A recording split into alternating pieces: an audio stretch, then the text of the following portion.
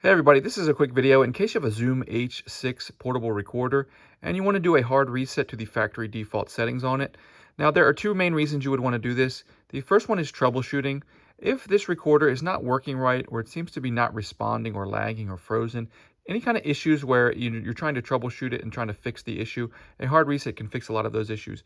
The other reason is if you've got a whole bunch of configurations and settings on here and you don't know what's going on and you just want to get a fresh start the way it was when it came out of the box, we can restore everything to the way that it was when it came out of the box.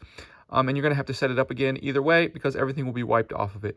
But anyways, if you're ready to do that, we can go ahead and get started. We're going to come over here to the side and we're going to press the menu button.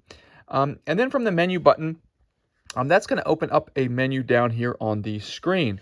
And on the screen, we're going to use this up and down arrows to toggle through some options.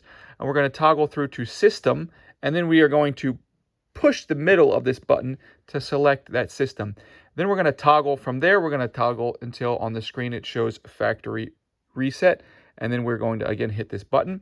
And then once that happens, you just have to then click to yes to confirm it. So again, we'll use the arrow to toggle and then hit to yes and then hit this button again.